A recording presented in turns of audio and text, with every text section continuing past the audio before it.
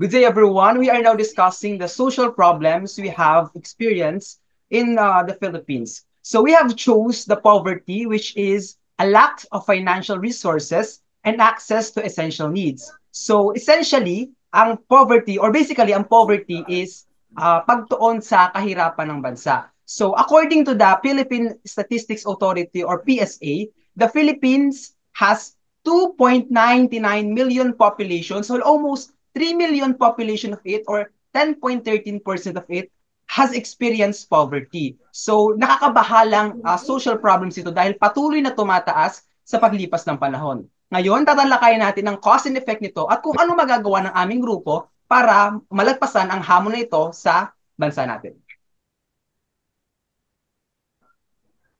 So, in this diagram, makikita natin ang cause and effect na tree, which is nasasanggahan yung camera.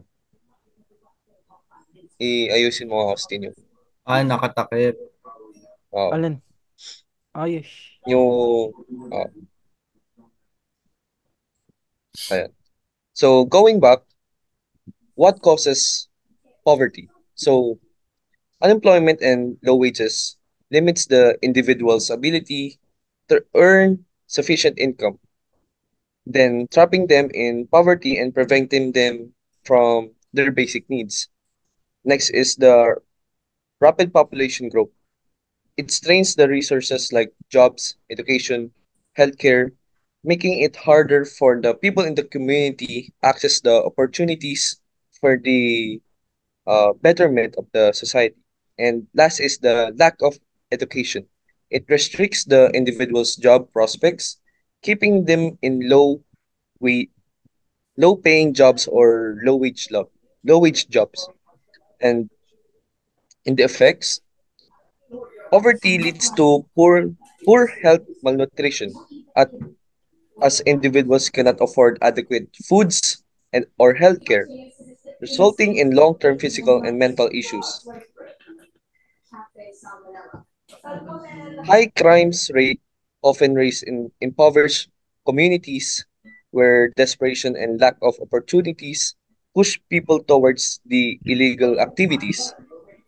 Next is the generational poverty, and social inequality persists as those born into poverty face limited access to education, resources, and making it harder for the people to escape the cycle of hardship.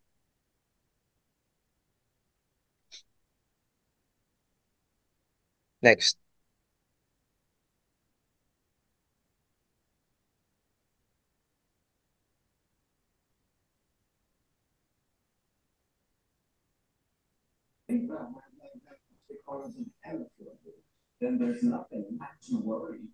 Jerome, next slide.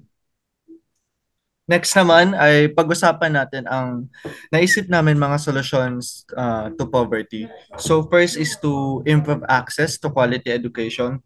Ito ang pagbibigay ng pantay na access sa edukasyon at pagbigay ng kaalaman at kakayahan sa mga tao para makakuha ng mas maayos na trabaho. This reduces income inequality and help lift families out of poverty. Next naman is to create more employment opportunities. This is to expand job opportunities, ensures more people can earn a living wage, and contribute to economic growth.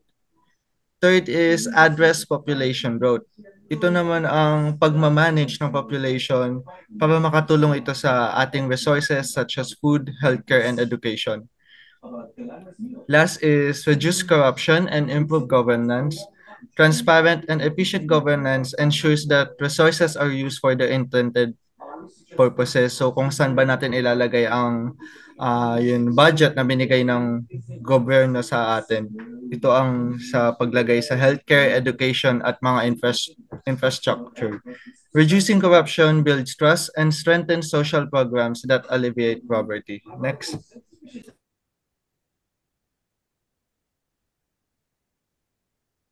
So, ang next naman po is bilang estudyante, we can also make meaningful impact on poverty by raising awareness through engaging through educational campaigns, volunteering their time with local organizations, organizing fundraising events and donation, and also participating in community research projects, advocating for important policy changes, and conducting workshops to teach valuable skills.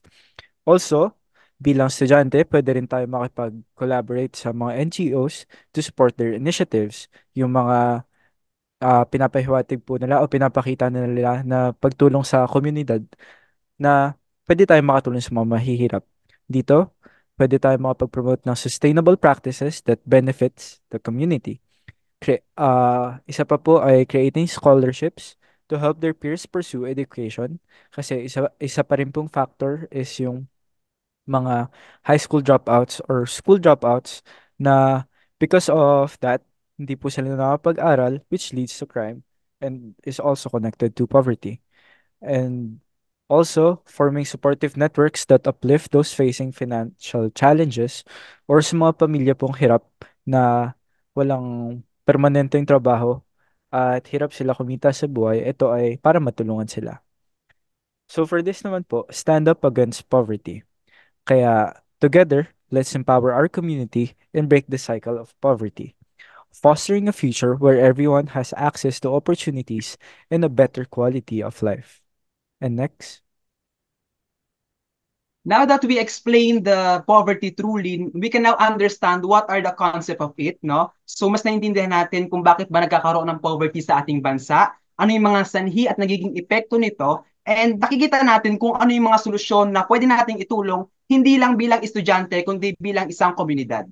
So bilang pagtatapos, nais po naming magpasalamat kasama ng aking mga kagrupo, Albert Alicaway, Jenard Hernandez, at Ian Austin Ocampo bilang isang grupo. Bago kami magtapos, gusto ko mag-iwan ng isang quote para sa poverty. Overcoming poverty is not a task of charity. It is an act of justice. It is said by Nelson Mandela. Thank you very much and have a great day.